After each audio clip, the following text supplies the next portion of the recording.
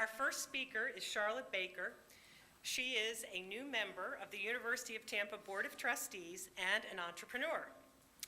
Charlotte co-founded Digital Hands in 2001, following other technology ventures, one in which she raised $155 million to launch.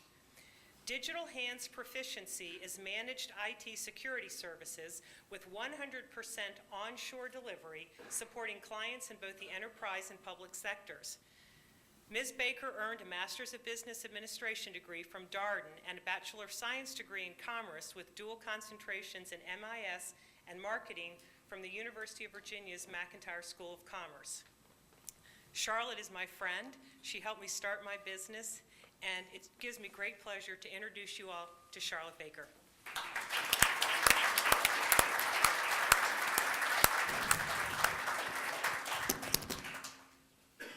You want to come up? Yeah. You gotta love audio-visual things, right? Thank you, Penny. Good morning, everyone. This is an early time for me. I'm not a morning person. I like to stay up until about 3 a.m. and scoot into work at about 11, true story. So we'll see if I can get my brain going at this hour. When I was asked to speak, I said, well, who would I be speaking to, and what would you like me to speak about? And the answer was, well, we have students, we have business community members, we have Board of Trustees, Board of Fellows. It's a mixed bag. And I said, well, and they said, well, just tell your story. Tell your story about what it is you do in this community. And I thought about what my story is and who I am. And I am an entrepreneur, and I'm a builder. And when I look at my past, there are two different stories I could tell you. The one story that a lot of people ask about is the story of being venture funded to the tune of $155 million. That story to me is the most boring story. The story that is the most fun is the story of now with my current company. I currently run a company called Digital Hands that has no institutional debt, no institutional equity, no bank debt. And we have done it in a way that's bootstrapping. And what I love about starting businesses is I love to start them in Tampa. I've had many stints in and out of Tampa.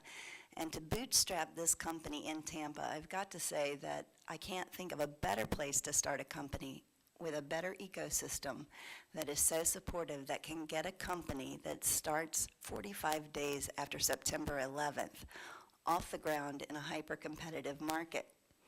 So when I'm thinking about telling this story about my bootstrapped company, which is a little long in the tooth to call a startup, it's now 13 years old, I thought about the students out there that would want to know how you do it, what did you do and how did you do it?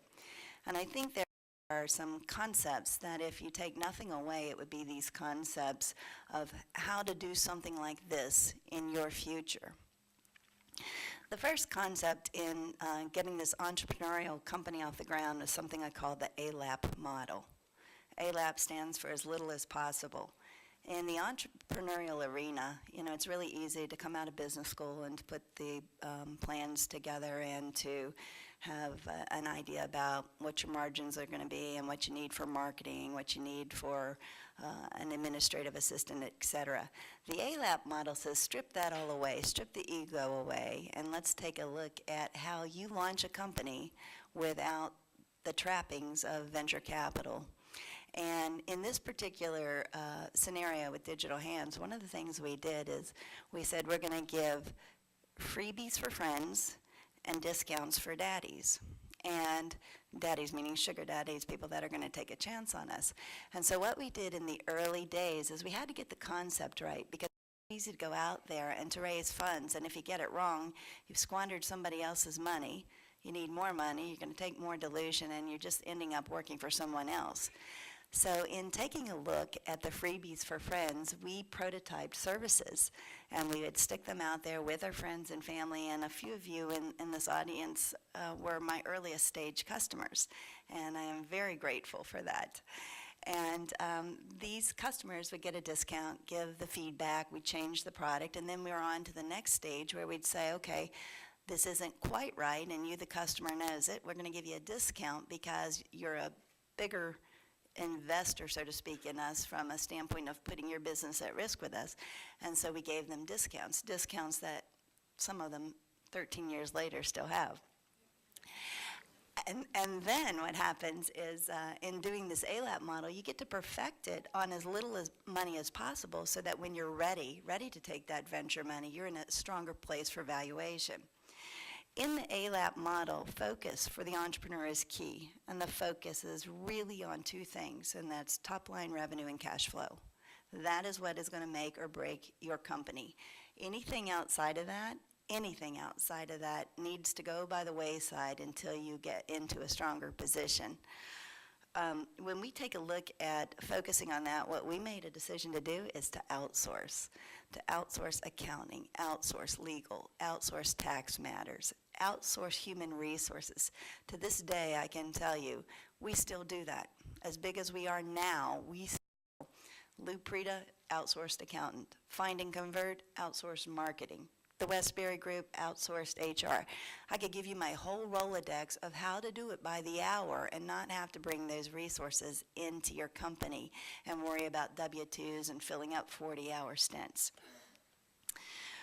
When we take a look at this ALAP model, the people that we surrounded ourselves with were really important. Surrounding yourself by the people that are going to have that positive attitude, that are going to put forth the effort and give 120% and more is really important. My son last night, after taking a loan in the GameStop store, told me he was going to work for 6 hours this weekend. He couldn't afford the full game, and I said, that would be great. And he said, I'll do 3 hours on Saturday, 3 hours on Sunday.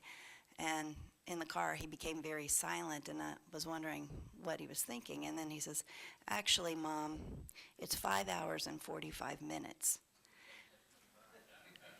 So the lesson about the people is, and I'm going to get a blood test to make sure they didn't switch him at the hospital. But the lesson is that you surround your people, you surround yourself by people that aren't those 545 people, that aren't going to punch the clock, that are going to give it their all. The next thing I'd like to mention to you is about my religion of roughly right. Roughly right, when you think about it, precision is not the game of the entrepreneur. Roughly right means it's in the ballpark. So you're flying a 747 and you're coming, and you know you don't want to land in Cuba. You know it's got to be Florida. And yet, no, you don't want St. Pete, you want Tampa, but there are 3 runways. You've got to land your plane in one of the 3 runways in the right city and the right airport.